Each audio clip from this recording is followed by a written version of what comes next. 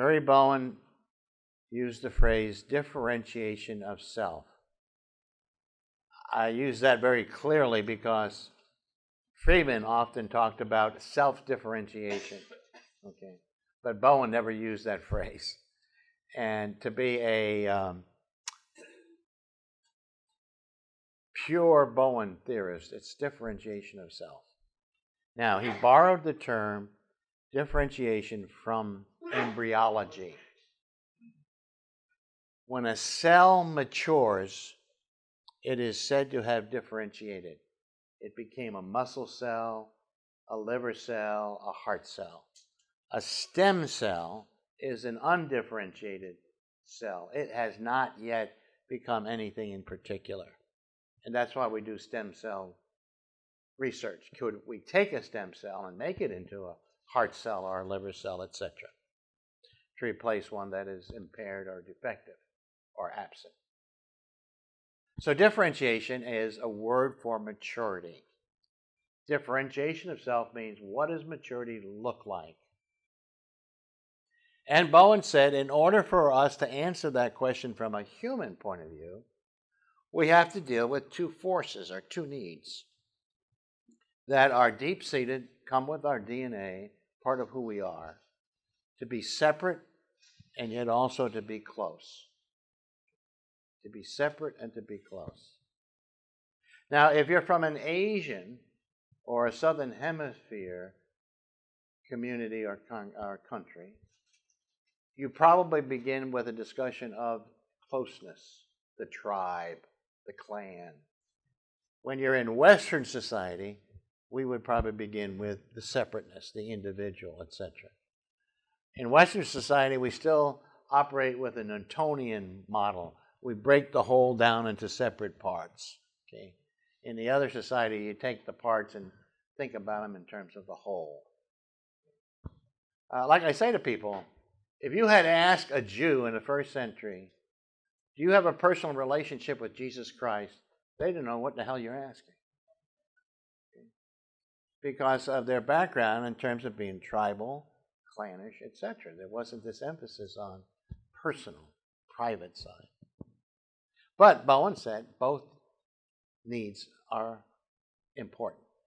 And the greater repertoire of responses that you have in dealing with these needs, the more mature you will be. So maturity also has something to do with what's your ability to deal with these two needs in many potential ways. The tendency is to either become too close or to become too separate. And when you get way out on the extremities, I would say that's where you're flirting with some dysfunction.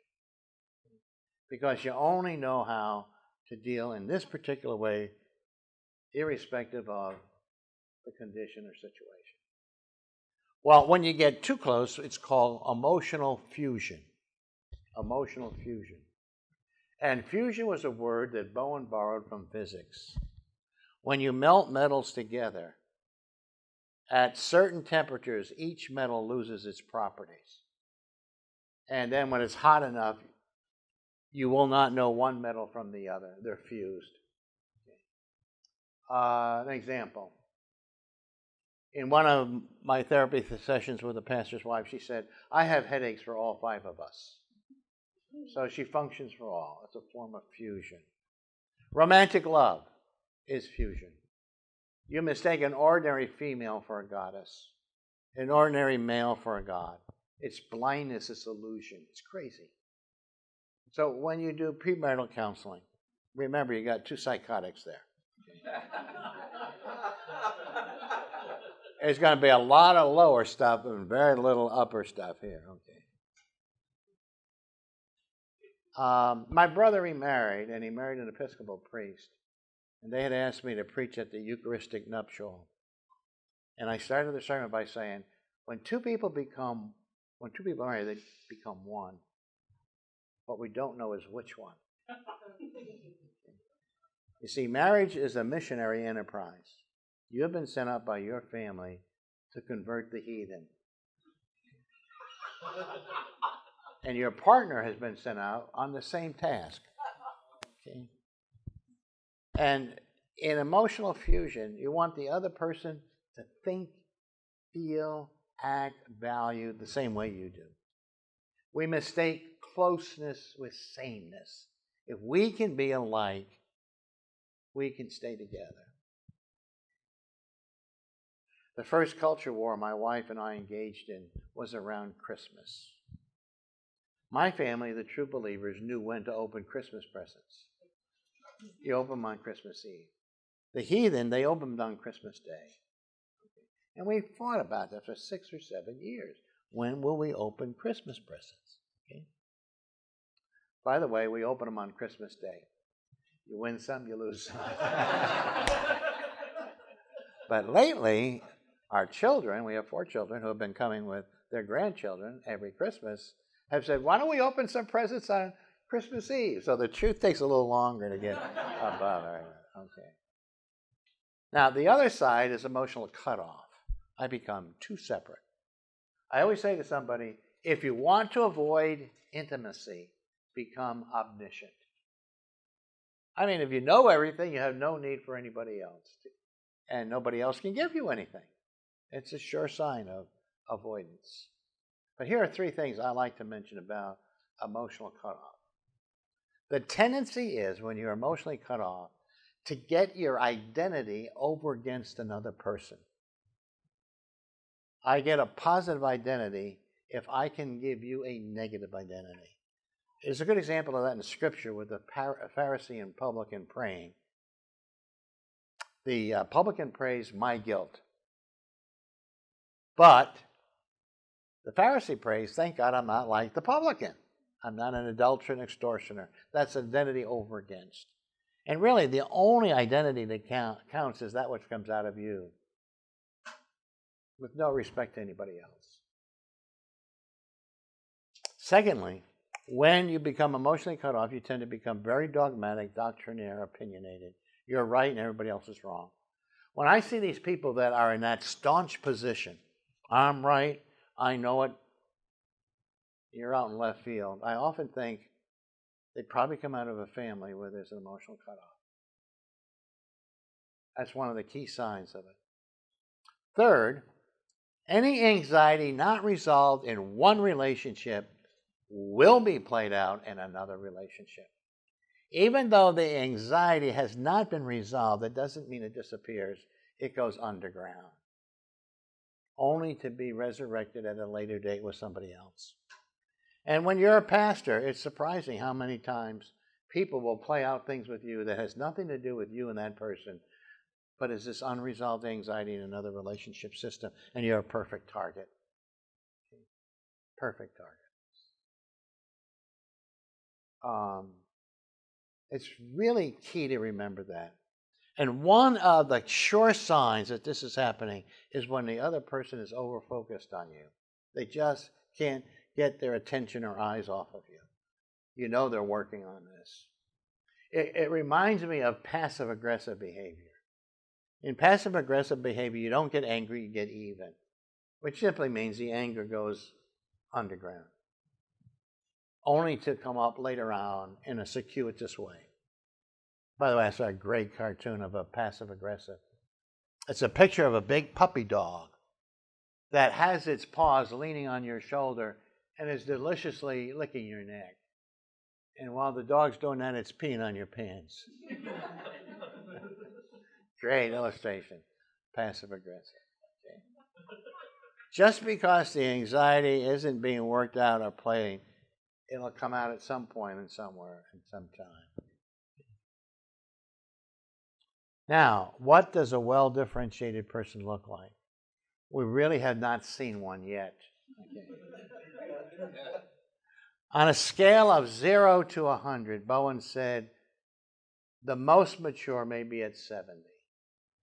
Okay. And the lower you are on the scale, it simply means the more instinctive your behavior is, the less thoughtful you are. And more than likely, the more chronically anxious you will be. Because he distinguished between acute and chronic anxiety. Acute anxiety, we all get it. For the moment we're thrown off course, we lose our poise. But it's time-bound, it's situational, we get over it.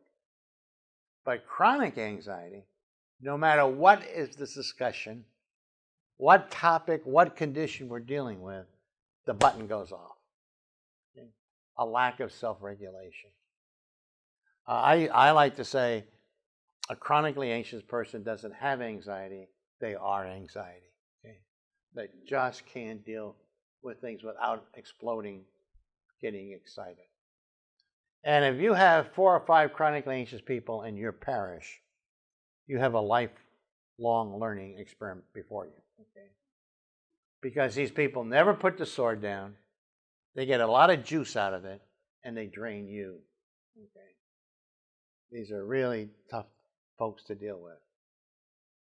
But there are some ways to define self-differentiation or differentiation of self. And I like the way Dr. Friedman did it. Number 1, you have the capacity to define yourself to another based on your values, beliefs, and convictions. You don't define yourself based on your reactivity. All right? You're informed. Behavior is informed, shaped by your values and beliefs.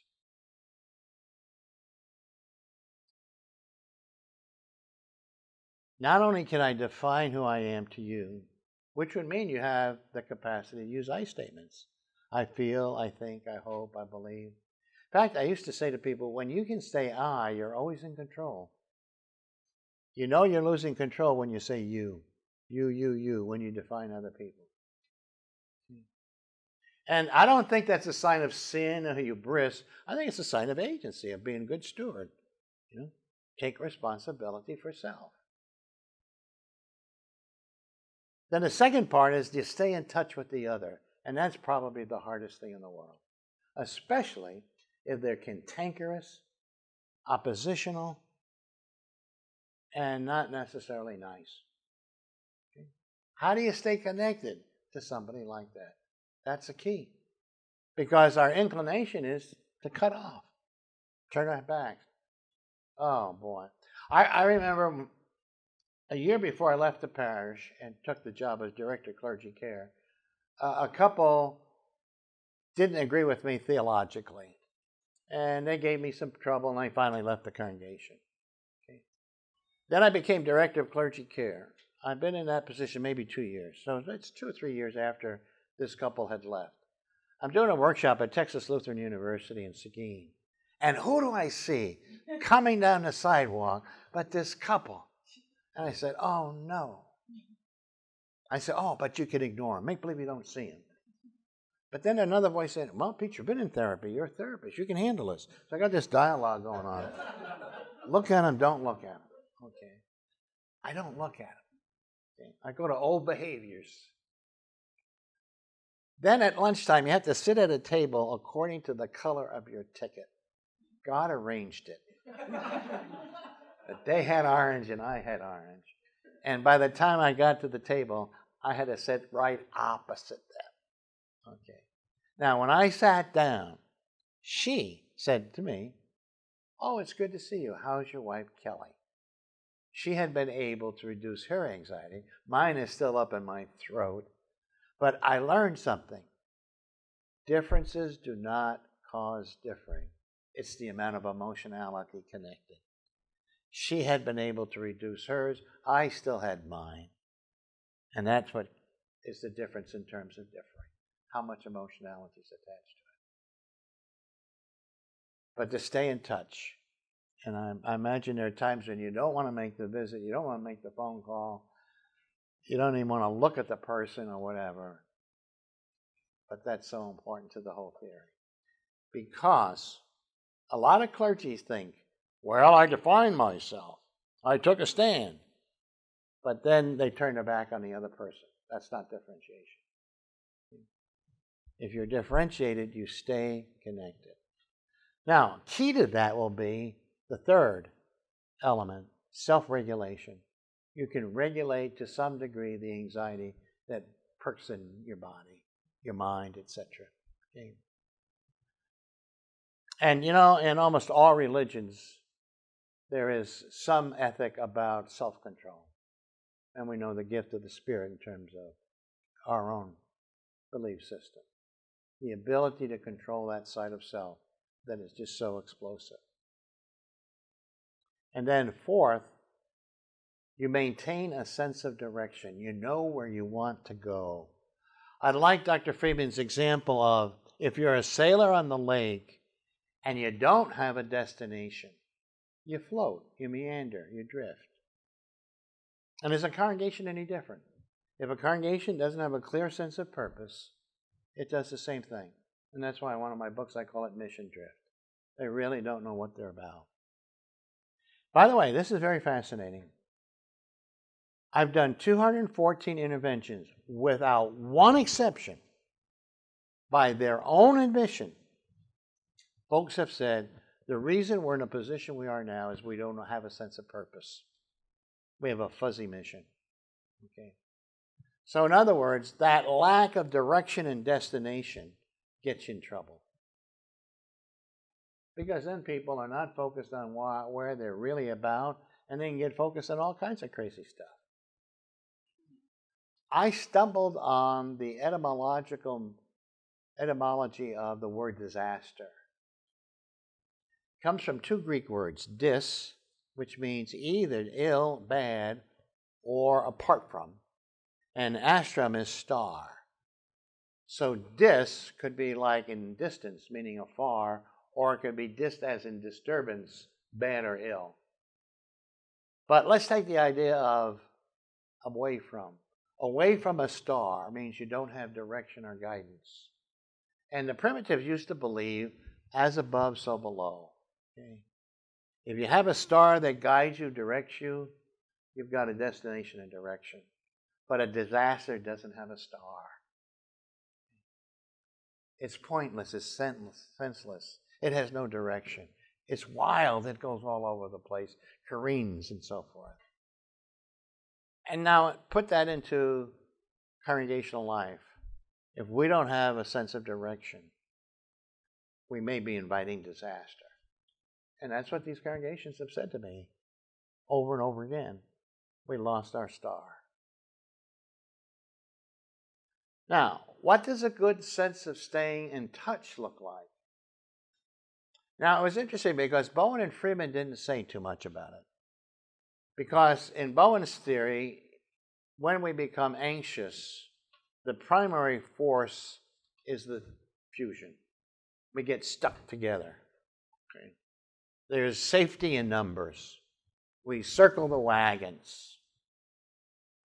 But I think there are ways to stay together that are very healthy if one is well differentiated and doesn't necessarily always lead to some form of fusion. So I looked at the primary care relationship between the caregiver and the infant and what solidifies that attachment. Number one is play. In play, you take turns. In play, you make sure there are umpires, referees, sidelines, rules, etc., time frameworks, so nobody gets hurt. Play is so elemental to relationships. The church that plays together stays together. And too often in the church we're so serious that we don't have time for play. In play, you let go. You relax, you surrender. By the way, if you cannot get close to another person through play, what do you turn to? Hostility. I push, I shove, I shame, I guilt to get you to think about me, regard me, okay? There were two movies, The War of the Roses, and there was another one in which you see this hostile dependent coupling, where the only way people knew how to get together is through negative ways. And you may have people in your congregation who grew up in families, that's the only way they really know how to get together, is by being a pain to you. And Dr. Friedman once said, all they want to do is get you to think about them. Not what to think about them, but that you think about them. That's the failure of not having play. Secondly, touch. touch. Now, touch can be kinesthetic as well as verbal. Okay? And how do you keep the interaction going? And it's amazing how today, when we are at the opposite ends of a discussion, we cut off. And we don't come together because we won't touch each other.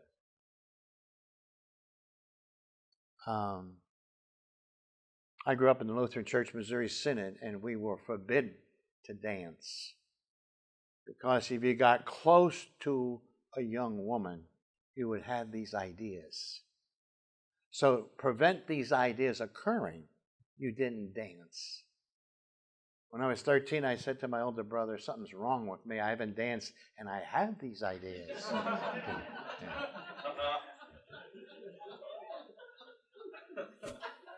Not too long ago, our pastor had us holding hands during the Lord's Prayer, asking Germans and Scandinavians to touch. You know what it says in the Scripture, the spirit is willing, but the flesh is Norwegian. You know? It's fear of touch, okay? And yet you're out of touch if you don't have something kinesthetically or verbally. Of course, I was talking to one of you who had a military member who has PTSD and is very sensitive to touch. That's a different situation. But normal touch. Third, food. Food. When people get together and want to connect, food's the medium. In our mind is the brain, food equals love. Because the earliest expression of being cared for comes from mother's milk. Okay?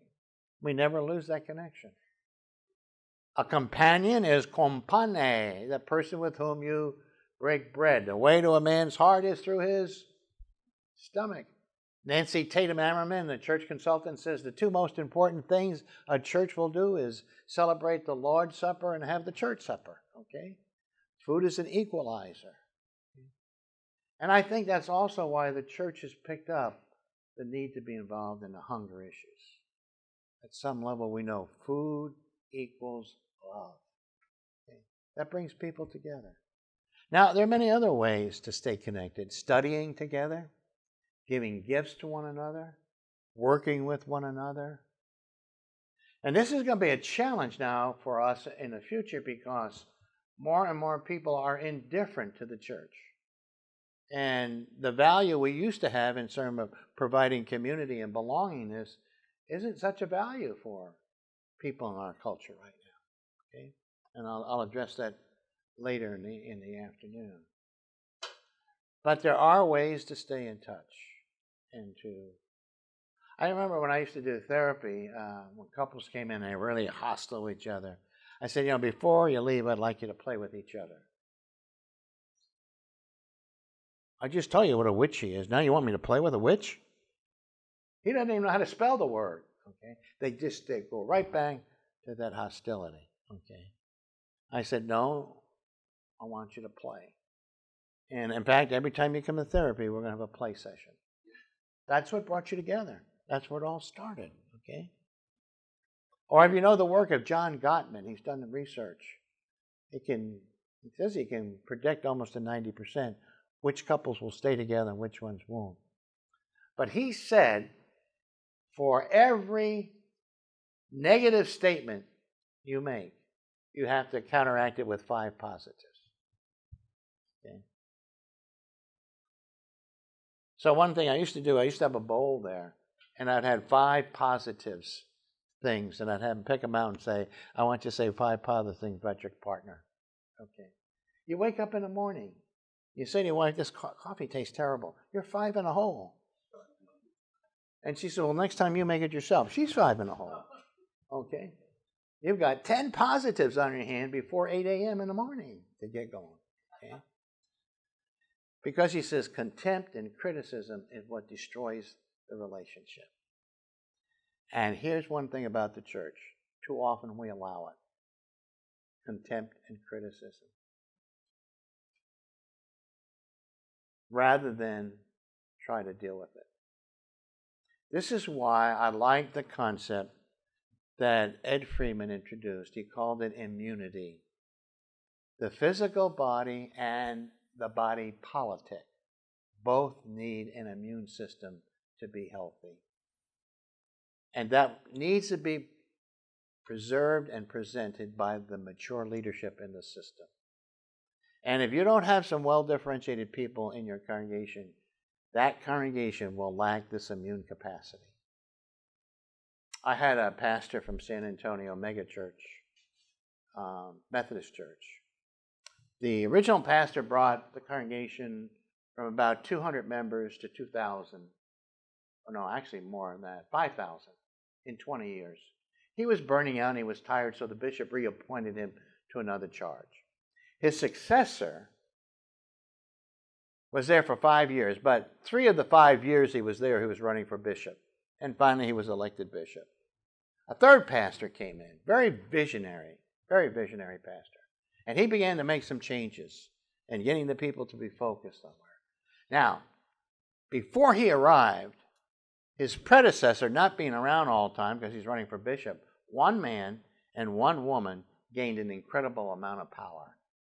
All right? And when this third pastor came, he reshuffled the deck, and they were no longer in those positions of power. Functioning positions had been changed, and they weren't going to tolerate that. So they formed a group called the Elijah Group, meaning we are the faithful ones. And the church, by the way, while this visionary pastor was there, grew from 5,000 to 6,000 in 18 months. But they came up with 54 pages of complaints after 18 months. Talk about overkill. And they placed it in a black binder to make it even look worse. And they gave it to the bishop, and the bishop said, there's a lot of redundancy here, and I don't see anything that calls for my intervention. Well, that ratcheted up their anxiety. They gave it to the pastor parish relations committee. They said the same thing. A lot of redundancy here, nothing that demands our attention. Ratcheted up their anxiety. Well, let's get a consultant from the outside. Okay. So the pastor had read one of my books, and he says, could I meet with you? And could we talk about the situation? So I met with him. Very self-reflective, very competent pastor. In fact, in our conversations, he even said to me, I've asked the question whether or not I'm a narcissist. And I said, well, we can cross that one out because a narcissist would never ask the question. But then I did the intervention. I gave my report, 14 points. And the PPRC was so angry because, again, I did identify him as the sick one. Okay. And these were really mostly people who were defending the homeostasis. Not necessarily evil people, but some of their behavior became close to that line. Well, immediately after that session, there were about 80 people, and they went crying and shouting. The PPRC is really anxious now. The bishop themselves, and then this final authority, and we're still in the same miserable boat where we were before, and they're anxious. And one of the members of the PPRC is an attorney, and I really like the man. He's involved in international law to stop sex trafficking. But he's also the husband of the woman who lost power. So he's doing his wife's bidding. And he says, I don't like the Steinke report. And I think we should get rid of Steinke. Then an oil executive stood up and he said, well, wait a minute. This man told us he doesn't give us the answers. He's going to help us to get the answers. And I don't think we should inflate another tire. I've never been compared to a tire, but he's on my side. And finally I said, look, there's so much anxiety in the system right now. Let me come back in 2 weeks. I won't charge you anything for it. I would like to finish the process with you.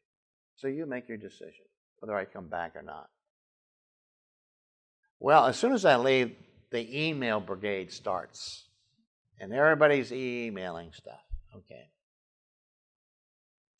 And the chair of the PPRC is the head of a major corporation. I mean, these are very intelligent, capable people. And he had told the pastor he's going to resign. He didn't become a member of the PPRC to go through this kind of grief.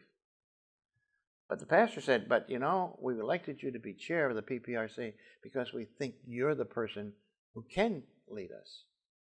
So he said, well, I'll pray about it and do this sermon over the weekend. Then he sends out an email. And he says, I don't know if I'm the person to do this, but in answer to my prayer, God said I am. And besides that, he said, Steinke's coming back. He held a mirror up to us. We got anxious, and we dumped all over him. This was an indication. Now they had an immune system. Somebody that says yes or no, right or wrong, aligns with our mission, contrary to our mission. And so often in congregations, that doesn't happen. People don't want to be in that position. But it's got to come from the leadership. Okay? And I came back in 2 weeks. The attorney, meanwhile, had resigned. And I'm there just a few minutes, and a neurologist, neurosurgeon, in fact. She said, I looked at Steinke's report, and I've got 8 suggestions.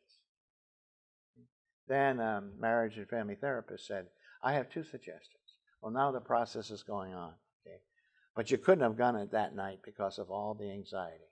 But it would not have happened if the chairperson didn't say, Steinke's coming back. Okay?